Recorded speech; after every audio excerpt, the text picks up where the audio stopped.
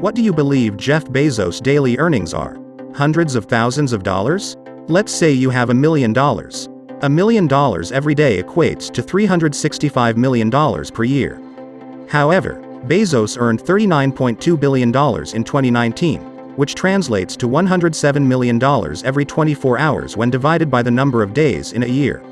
Isn't that crazy? But this isn't by chance, because the wealthy are primarily interested in acquiring possessions.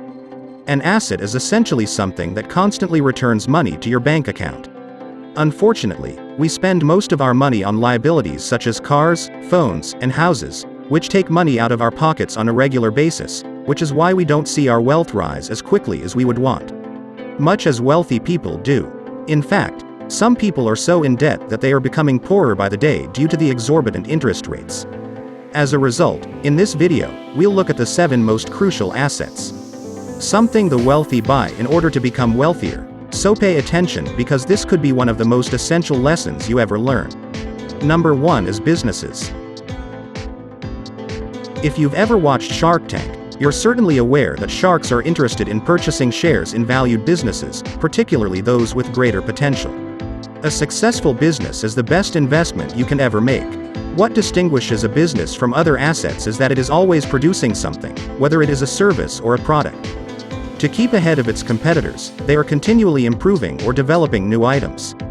The best strategy to keep building your wealth and generating cash flow is to have a stake in a profitable firm. Of course, for most people, this isn't an option because purchasing a share of a firm is prohibitively expensive, even if we're talking about a small business. However, the financial structure we've developed over the ages has grown to the point that enterprises are broken down into millions, if not billions, of small pieces, allowing nearly anyone to own a small piece of any multi-billion-dollar corporation by investing in the stock market. Number 2, mutual funds. There are 2 forms of financial difficulties. The first is when you don't have enough of it. I'm sure we've all experienced this. The second is when you have an excessive amount of money and must manage it. Leaving cash under your mattress isn't a good idea because inflation will eat it away over time, but neither is keeping it in the bank because interest on fixed-rate loans will eat it away. You do, however, have another choice in the form of mutual funds. Mutual funds aren't the same as index funds. Mutual funds meticulously examine the market and strive to beat it by at least a tiny margin, whereas index funds invest blindly in a certain index, such as the S&P 500. A 1% variation in a $1 billion investment will make a significant difference because it will equate to $10 million. So, if you're given the option of earning an extra 2 or 3%, you're looking at an extra $20 or $30 million. That's why the wealthy prefer to retain the majority of their assets in mutual funds and simply watch them increase over time.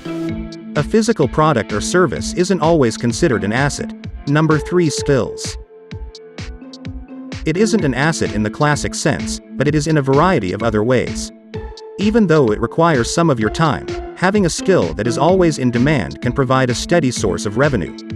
Consider surgeons. It's a very difficult specialty that necessitates years of school and training, but on the other hand, there's little competition, which means you can charge a premium for your services, which is why many surgeons are millionaires due to their generous pay. Of course, other professionals such as lawyers, physicians, and so on fall under this category. However, since the internet has grown in popularity, skills such as coding, online sales, and computer languages have become increasingly important and may be learned at home. It's an excellent choice for those who are just starting to accumulate wealth. If you don't have enough money to invest in the stock market, you may invest in improving your talents, which could yield considerably more money in the long term. Number 4, real estate. Which is arguably the most popular asset kind. That isn't by chance. You can touch it, feel it, and it meets one of the most basic human needs, shelter. Therefore, there is virtually always a need for it. The best passive income asset you can have is a rental property. Of course, this does not negate the need for hustle and finance, but it is manageable to a degree. The location of real estate impacts its quality. If it's not in the best location, it can quickly become a significant problem, since you won't be able to rent it out while still having to pay the utilities. I know folks who have inherited properties they don't want to live in but can't rent out since it's not a popular tourist location, but they still have to pay the bills in order to keep the property debt-free. If it is in a desirable location, however, it will readily be rented out even if it is in poor condition.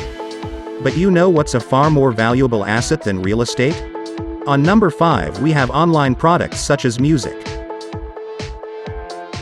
It's quite difficult to create good music. However, after you've done it, you'll be able to make money from it indefinitely. Take Eminem, for example. He has been at the top of the music industry for the past 20 years. Even though it was released in 2010, his songs, such as I Am Not Frightened, is still being listened to by many people throughout the world. Artists have also benefited from the emergence of Spotify and Apple Music, which have provided additional revenue streams. You are not, however, limited to music. Courses, presets, apps, software, and a variety of other online things are becoming increasingly popular. Number 6. Connections. It may not appear to be an asset, but when viewed in a different light, they may be far more valuable than you believe. When creative people from many walks of life come together under one roof, amazing things happen.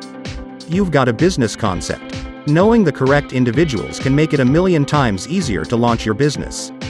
In fact, the proper advice from the right person could save you years, if not decades, of experience. Try networking through digital tools such as LinkedIn or other social media tools, as we live in a world of social alienation. If you'd want to communicate with me, please visit our Instagram account and send me a message. This list may be much larger, but I chose the ones that I believe are the most significant. If you liked this video, please give it a thumbs up, and if you want to see more of our work, click the subscribe button and the bell next to it, and the next video will come right on your homepage. Thank you for watching, and I'll see you next time.